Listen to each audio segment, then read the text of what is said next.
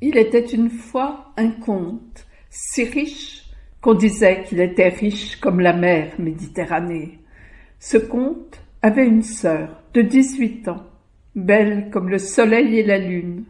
Mais cette sœur, personne ne l'avait jamais vue, parce qu'il la gardait jalousement sous clé dans une partie de son palais. Oh, la jolie petite comtesse, elle n'en pouvait plus de rester ainsi enfermée.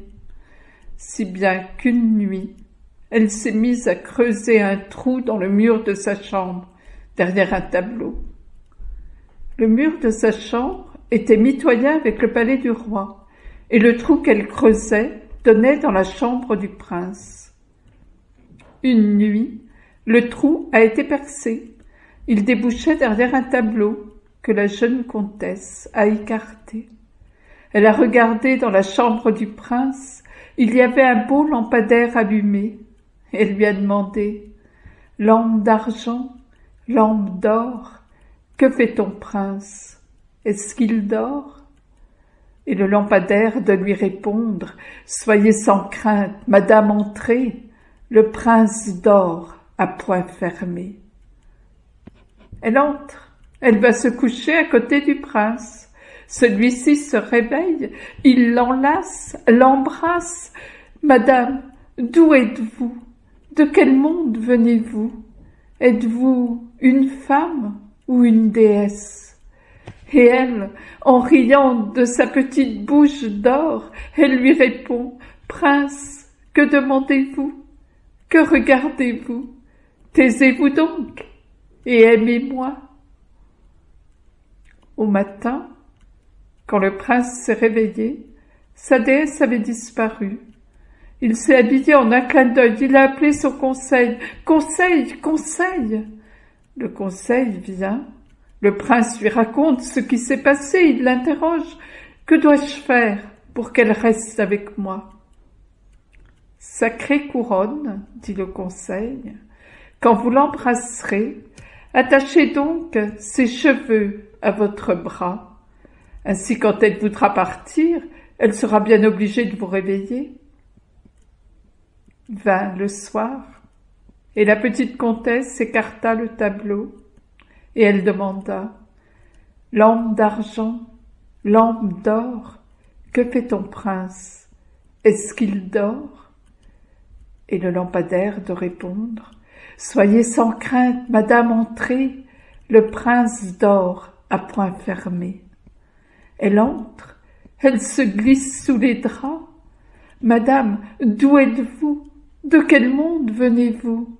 Êtes-vous une femme ou une déesse? » « Prince, que demandez-vous?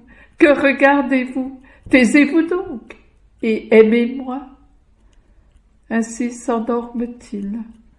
Le prince avait attaché à son bras les beaux cheveux de la jeune comtesse, mais celle-ci a pris des ciseaux, coupé les cheveux et s'en est allée. Quand le prince se réveillait, « Conseil, conseil, la déesse m'a laissé ses cheveux et elle a disparu. Que faire pour qu'elle reste avec moi ?» Le conseil répond « Sacrée couronne, attachez à votre cou sa chaînette d'or. » La nuit d'après, la petite comtesse surgit derechef. « Lampe d'argent, lampe d'or, que fait ton prince? Est-ce qu'il dort ?» Le lampadaire répond « Soyez sans crainte, madame, entrez, le prince dort à point fermé. » Quand le prince tient la petite comtesse entre ses bras, il lui demande encore « Madame, d'où êtes-vous? De quel monde venez-vous? Êtes-vous une femme ou une déesse ?» Et elle, comme les autres fois, « Prince, que demandez-vous? Que regardez-vous?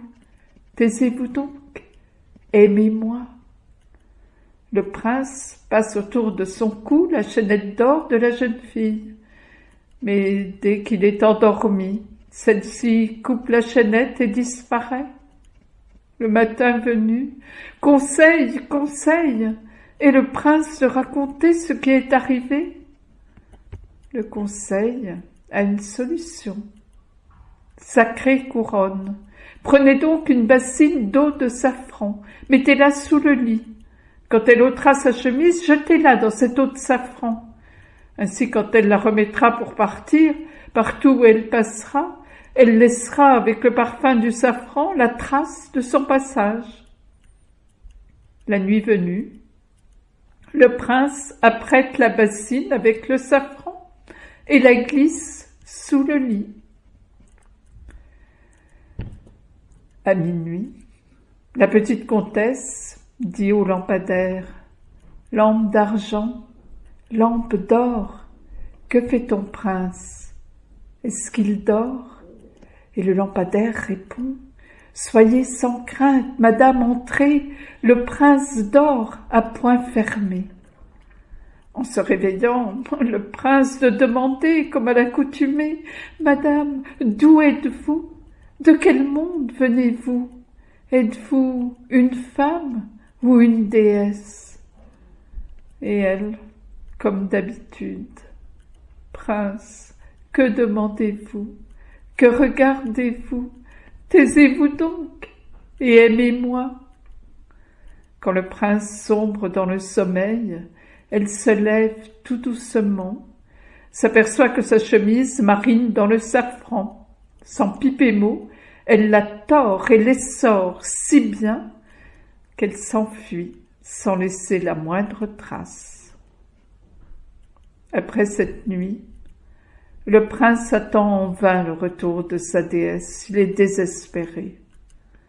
Mais 9 mois plus tard, un matin, quand il ouvre les yeux, il voit couché à son côté un petit enfant, beau comme un ange. Il s'habille en un clin d'œil en criant « Conseil, conseil !» Et il montre l'enfant au conseil en disant « C'est mon enfant. Comment vais-je faire pour retrouver sa mère ?» Le conseil, là encore, a une solution. Sacrée couronne, faites comme s'il était mort. Exposez-le au milieu de l'église et donnez l'ordre que toutes les femmes de la ville viennent le pleurer.